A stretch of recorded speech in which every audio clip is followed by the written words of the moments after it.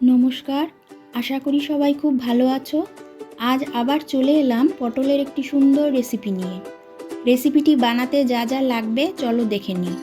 প্রথমেই যেটা লাগবে সেটা হলো পটল। পটলগুলোকে আমি খোসা ছাড়িয়ে দুই দিক একটু করে চিড়ে নিয়েছি। এছাড়া লাগবে পনির। ফোড়নের জন্য লাগছে তেজপাতা, গরম মশলা, গোটা জিরা। রান্নাটার জন্য একটা মশলার পেস্ট আমি বানিয়ে নেব। সেখানে লাগবে টমেটো, আদা, কাঁচা লঙ্কা, কটা চীনাবাদাম। এছাড়া লাগছে নুন, হলুদ, জিরের গুঁড়ো, ধনের গুঁড়ো, চিনি ও কাশ্মীরি লঙ্কার গুঁড়ো। প্রথমে পটলগুলোকে নুন হলুদ মাখিয়ে নিলাম।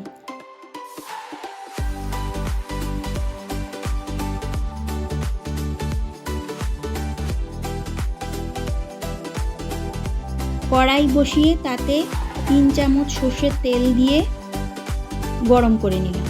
তেল গরম হলে পরে নুন হলুদ মাখানো পটলগুলোকে ভালো করে লাল করে ভেজে তুলে রাখলাম।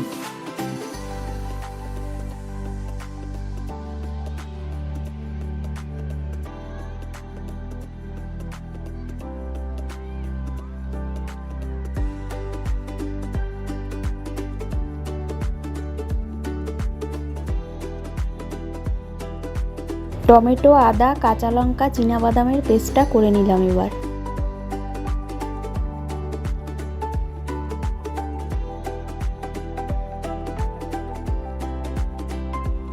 বাকি তেলে জিরে, তেজপাতা, গোটা গরম মশলা ফোড়ন দিয়ে যে মশলার পেস্টটা বানিয়ে রেখেছিলাম সেটা দিয়ে দিলাম।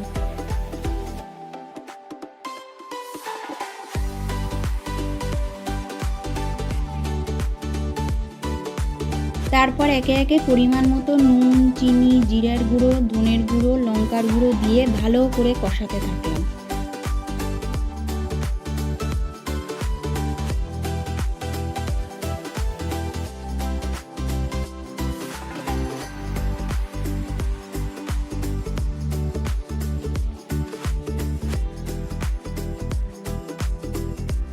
মশলা থেকে তেল ছাড়া শুরু করলে পনিরটা গ্রেট করে দিয়ে দিলাম।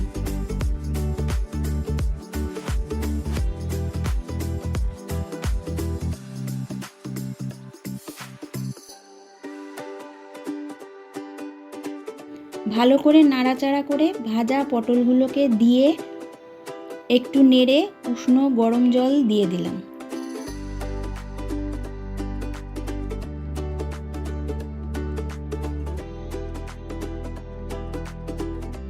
জল ফুটে উঠলে ঢাকা দিয়ে গ্যাসের ফ্লেম লো করে দিলাম। পটলগুলো পুরো সেদ্ধ হয়ে আসলে গরম মশলা গুঁড়ো ও ঘি দিয়ে নামিয়ে পরিবেশন করে দিলাম।